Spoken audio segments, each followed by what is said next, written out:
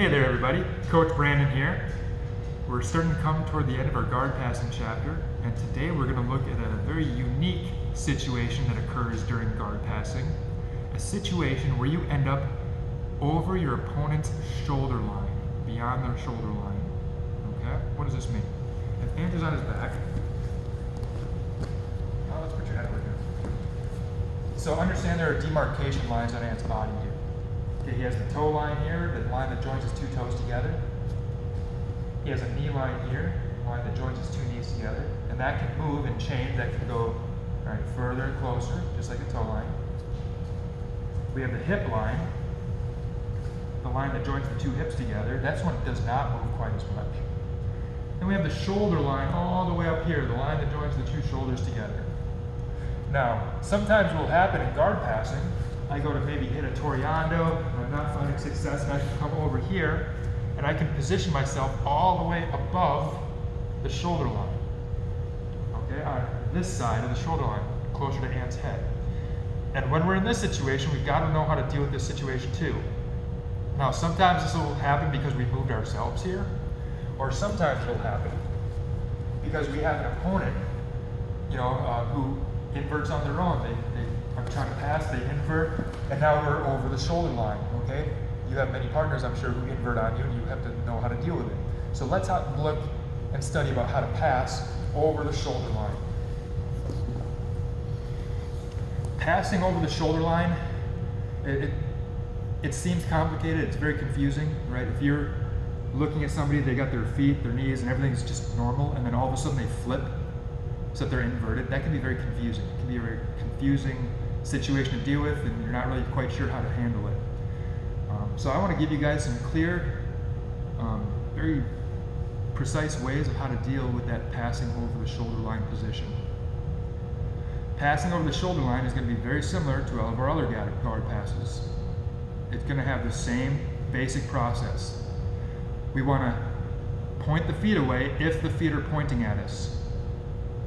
We want to have hip exposure so we can wedge the pocket of the hip. And then eventually we'd like to make our way to the head and shoulders. But today's going to be quite a bit about pointing the feet away and then controlling the pocket of the hips and about getting inside position. Okay? So let's start looking at how we can make this happen. So if we have a situation, let's put you right in front of the camera. Perfect. I'm here. I approach my opponent. I take the feet and I point them away.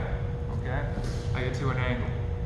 Now from here I come up, I'm going to try to hit the Toreando, but in doing so his knees really tight to his body and we end up here, over the shoulder line. Now, a couple different ways this can happen. One, I can be over the shoulder line and the feet are not pointing at me. We'll talk about that first.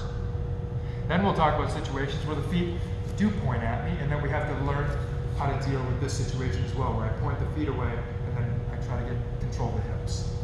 First, let's look at situations where the feet are not pointing at me. Let's say his knees are a little further away from the chest. He's not super knowledgeable yet. He's pretty naive. And we came to this position here. From here, we're going to use a simple tripod method. The feet are already not pointing at me, and I'm going to wedge the pockets of the hips by taking my hands in and wedging either hand and either wrist on the sides of both hips. My left hand is doing the same thing on the far side. Now my head comes down, go this side into the pocket of the hip, and now I'm passed. So that's really easy. No grips, we just wedge our hands on either side of the hip. Simple tripod. So again, I hit my pass, boom, I wedge my hands in, and I'm into my guard pass. Because again, I dove into and controlled the pockets of the hips. So that's situation number one, where I'm over the shoulder line and I immediately see hip exposure. I'm over and I see the hips. The hips are exposed to me and I take them. Now we're going to look at a situation where his hip's hidden from me. I don't have hip exposure. The feet, they're not pointing at me yet, so it's not worst case scenario, but the hips are hidden. If I try to get into the hips here, it's not easy. So we need to try to expose the pocket of the hips. We're going to do that with ankle grips. So I'm going to grab the ankles, And now one of two things will happen. Either Ant's legs will come away from his chest or they won't. Let's first look at a situation where the legs do come away from the chest. I reach, I grab the ankles, and now I'm going to use my hands on the ankles, walk my feet back, and I'm going to physically pin his feet toward the floor. Watch how this is going to pull his knees away from his chest, and that creates the hip exposure so I can drop down and take my pass. So again, I point the feet away, I come up over the shoulder line, control the ankles, I create the hip exposure, and I come in. Now we're going to look at a situation where I try to create hip exposure, but Ant is going to keep his knees retracted tight to his chest, okay? He may grab them, he doesn't have to. If he has the strength, he can just hold his knees tight too. But either way, we come in, we point the legs away. I try to pass, I end up over the shoulder line. From here, I'm going to grab the ankles and I'm going to try to push his knees away from his chest. But as I do so, Ant's going to keep his knees tight to himself. But you'll see as I do this, Ant ends up sitting up. And now I can just sit right behind him, put him in a seatbelt. Now I can stick the step hooks in and take the back. So again, that was a situation where the feet are not pointing at me yet, so I don't need to point the feet away. I just need to create hip exposure and control the pocket of the hips. Again, I can either create hip exposure by bringing the knees away from the chest and posting here, or if I try to create hip exposure and Ant doesn't allow me to create hip exposure, he's going to expose his own back to me. Now I can come through, start taking the back.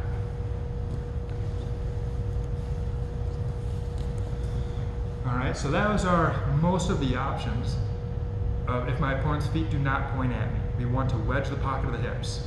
We can either do it with no grips on the ankles. If his knees are far enough away from his chest, we just dive right in.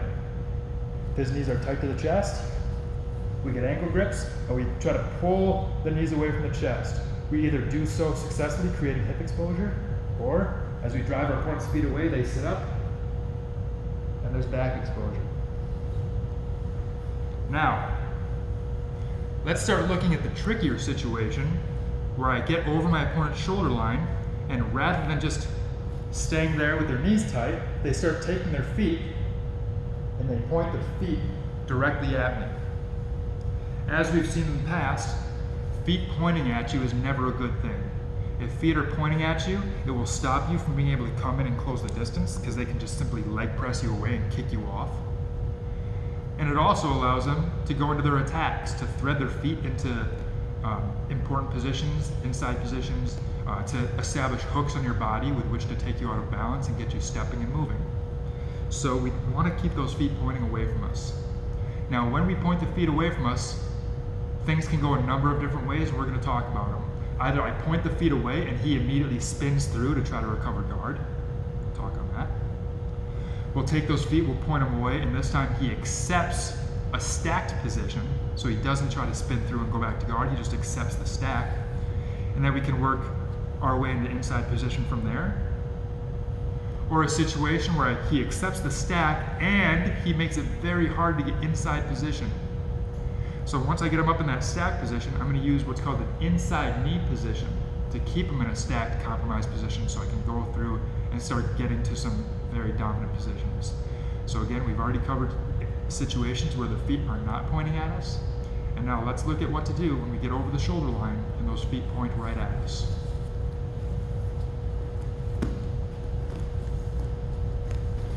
Again, I approach my opponent, I see the feet are lower than the knees and the feet are close together, so I move the feet up to the side and away. I try to come in for a Toreando, and I end up over the shoulder line. Now it could be that when I go for the Toreando, I could move myself over the shoulder line. Okay, I didn't talk about this yet. Or it could be that if I come here and I try to create hip exposure, I just spin him through. Okay? So that'll happen sometimes. Sometimes I'll go for a Toreando, I'll try to step to this ankle, I go to create hip exposure, but when I do, I just spin him through to this situation. This is also a very common way for you to end up over the shoulder line. Maybe you didn't want to go here, but he kept his body so tight that we ended up here. Now right now his feet are not pointing at me, but I don't have hip exposure, so what do you guys think I would do right here? the ankles. But now let's look at a situation. Move that way. Where now I'm over, and he immediately takes his feet and he points them right at me, just like so.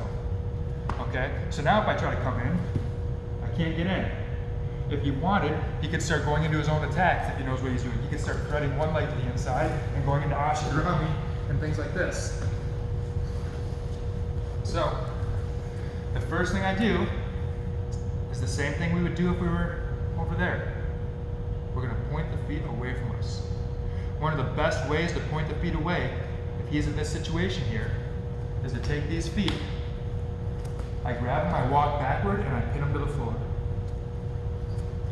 So I don't just try to push him down. If I try to push him down, he's going to be able to thread his legs to inside positions and go into his own attacks and things like that. Okay?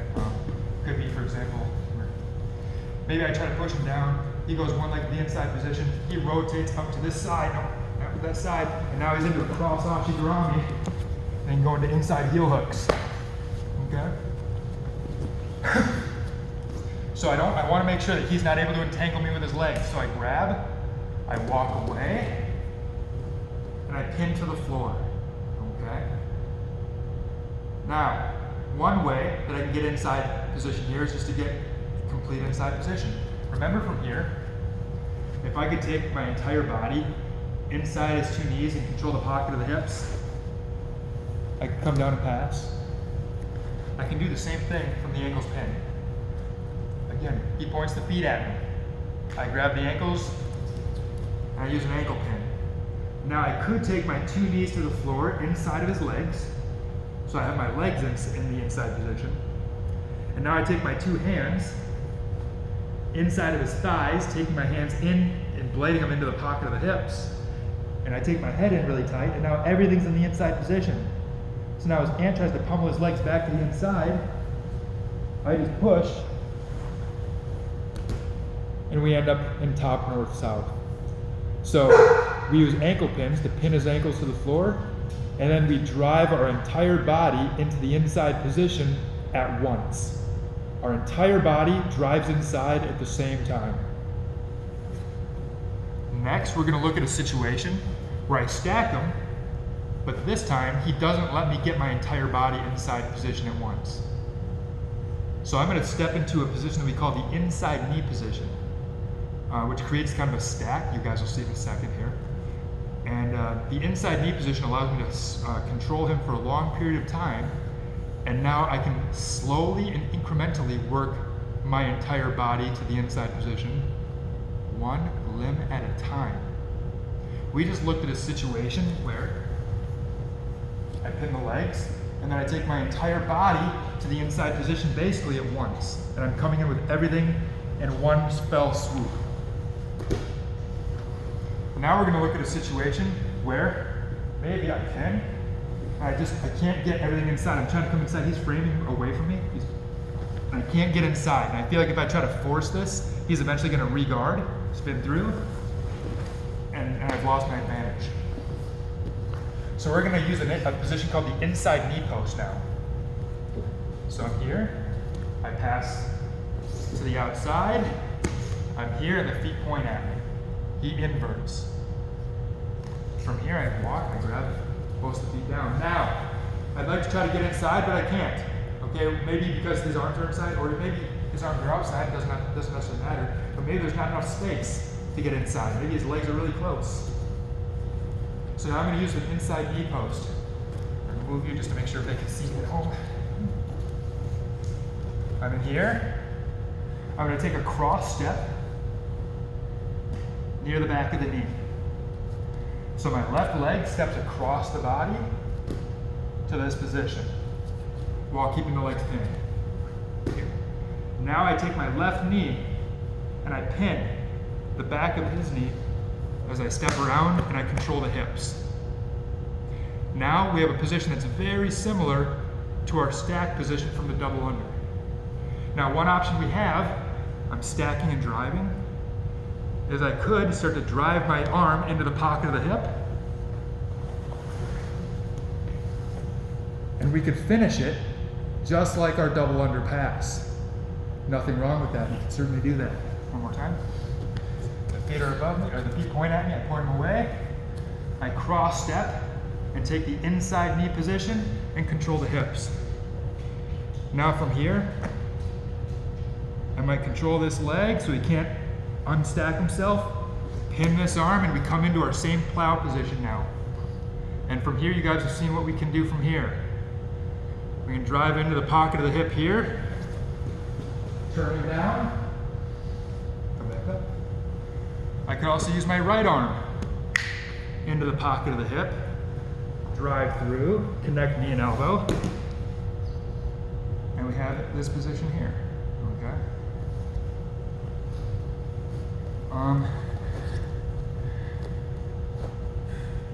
I'm gonna forget to put this in later. If I don't put it in now, this can be a little out of order, so let me kind of take a step back here. When I pass, I'm here. I go to stack. One thing that might happen, we've seen situations so far where he accepts the stack, where he allows me to take his feet down, and he just stays right where he is. From here, I can work my entire body inside, or I can go to an inside knee position. Another thing that might happen is he doesn't like this position, he tries to roll through. Just like so. So when I see this happen, I can't just hold the ankles here forever. Eventually he's gonna free the ankles, and he's gonna recover guard. So I don't have a ton of time here. So what I'm gonna do is I'm gonna pin his top leg and then get to the pocket of the hip. So we get to an inverted position here. I take his feet, point him away. As he spins through, he's gonna do so in a way that he has a top leg and a bottom leg. We're always gonna pin the top leg. I can release the bottom leg, not really interested in that one right now.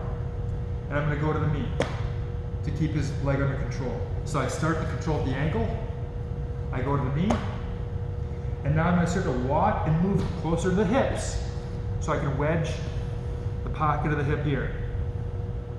Now when Ant frames and then tries to re-guard, I connect my right knee and my right elbow together, re-guard. And this V mount, where I'm using a V frame mounting over his hips, completely shuts his legs out. So one more time. I pass to over the shoulder line, feet point at me, I point him through, he tries to spin out.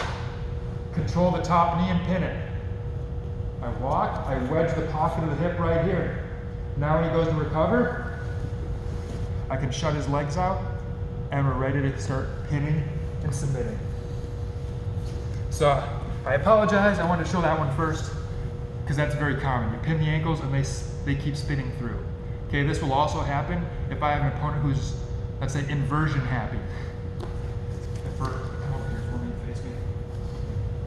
Sometimes from here you'll have players who go into inversions on their own. I pin, he keeps going through, I block the knee, and I go to the hip.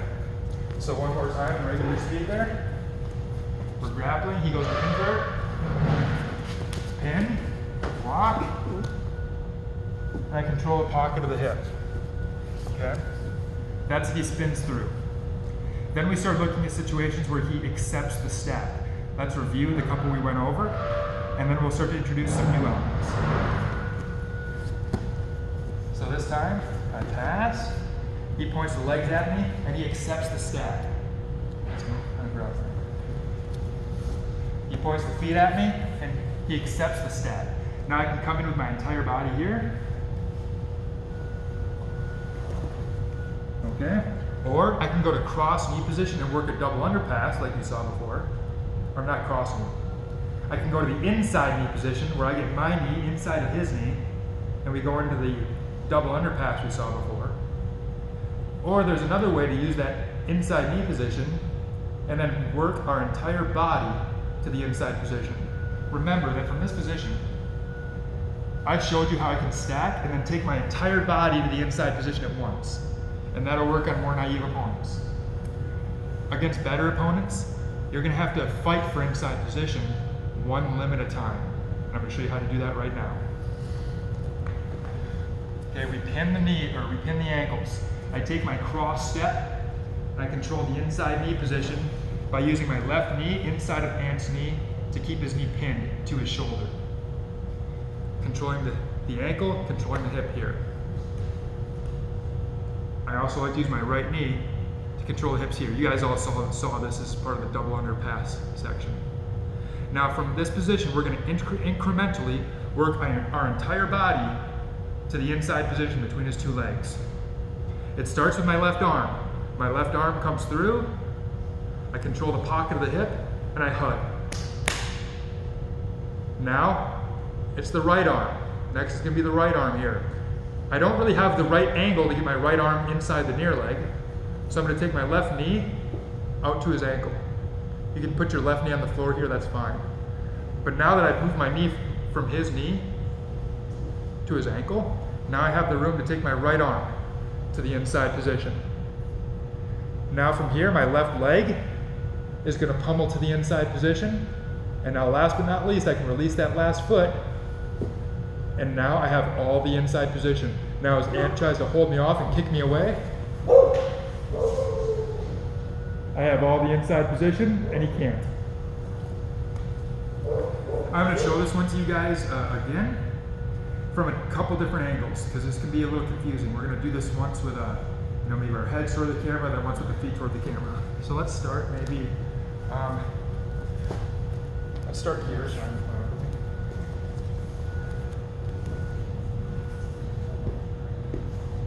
I work my way to the outside. I come over the shoulder line, he points his feet at me. I pin the feet, I cross step to the inside knee position, and I come here. I might use my right knee to help shelf his hips. Now my left arm goes inside the pocket of the far hip. My left knee moves back to his ankle to create room for my right arm to come into the pocket of the near hip. Now my right foot pummels to the inside position. I don't take my left foot off.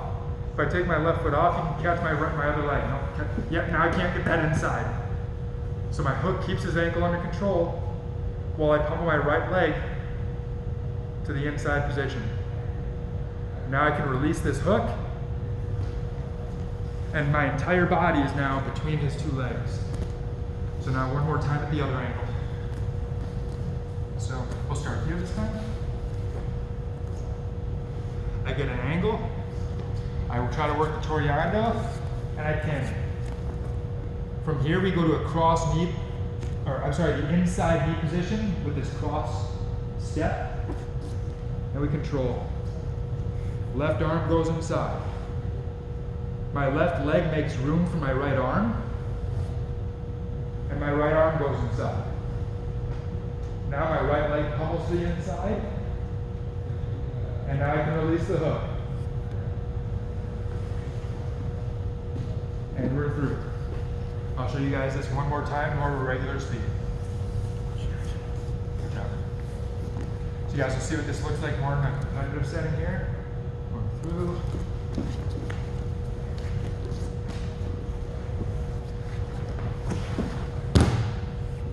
And we're through the guard. Okay, so that's pointing our opponent's feet away, pinning them to the floor. If they spin through, you keep the top leg pinned, climb to the top knee, and then wedge the pocket of the hip. If I pin the ankles and he accepts the position, I can drive my whole body to the inside position. If I pin the ankles and I can't get inside, I cross step to the inside knee position. And then from that inside knee position, I have choices. I can incrementally work my entire body to the inside position, one limb at a time, like I just showed you.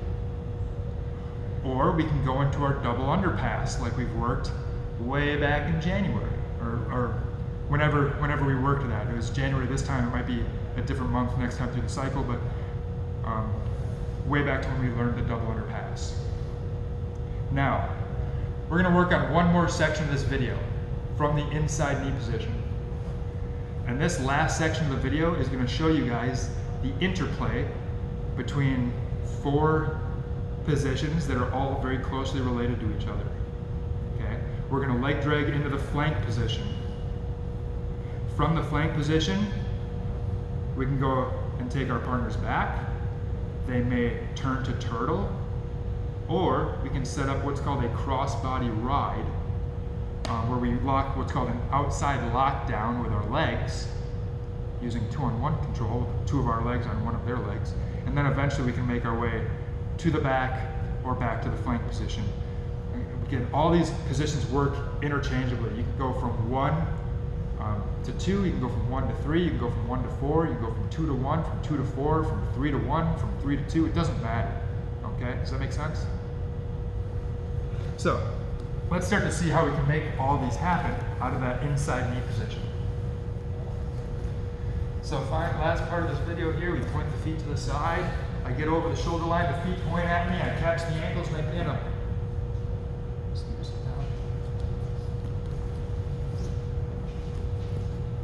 I cross step to the inside knee position. Now from right here, one thing I can do from the inside knee, I can go 2-on-1, physically drag this leg by and cover the knee.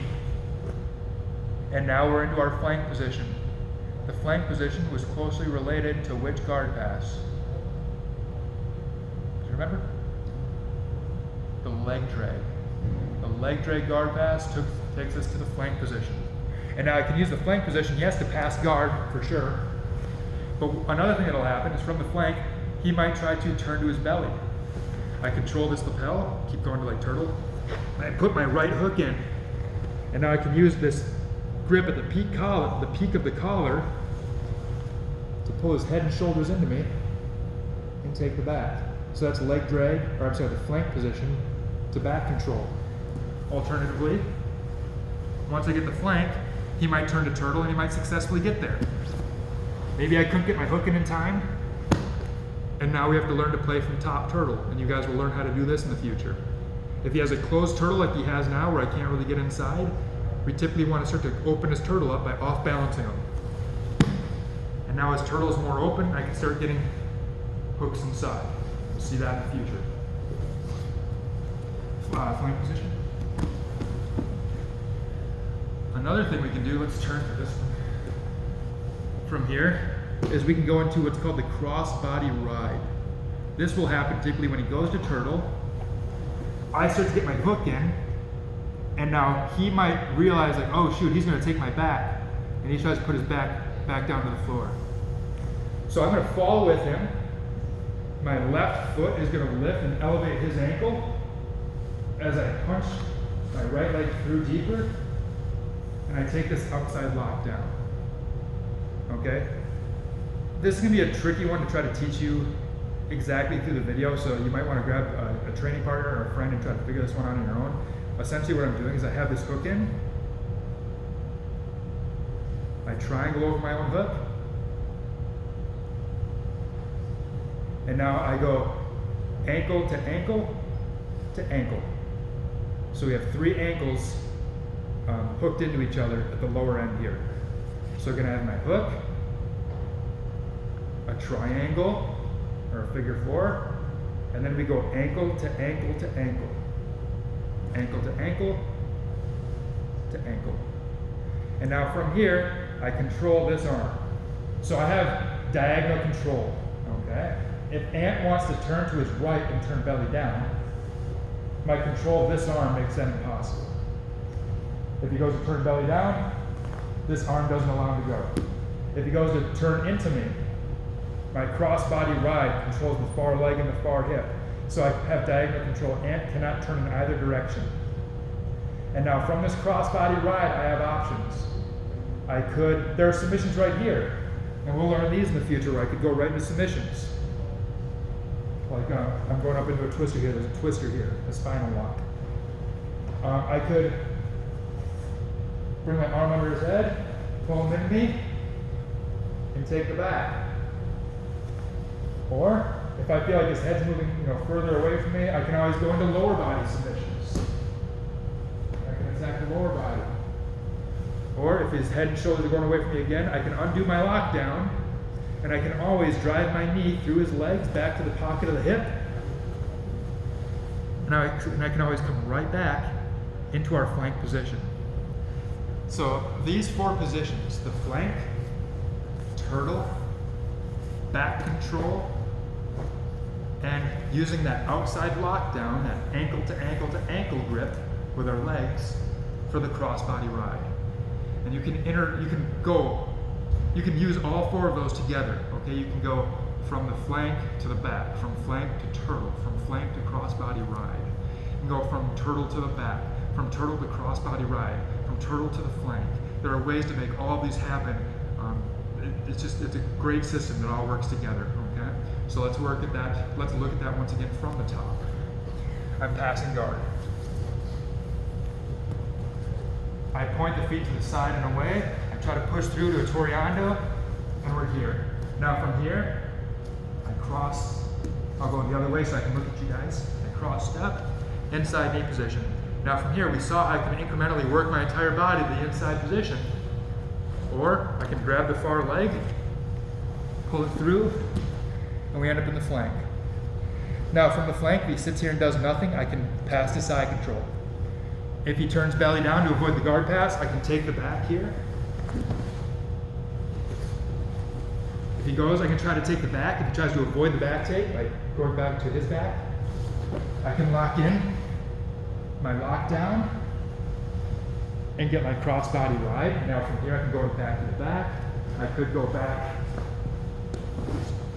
to the flank position.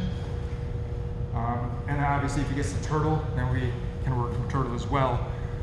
You guys saw how to do that briefly where we off balance him and break him down to open up his turtle. Okay, so I'm not going to go through and show you guys every single variation or every single option from here, as that's getting more advanced and it's starting to get away from our topic of study, which is passing over the shoulder line.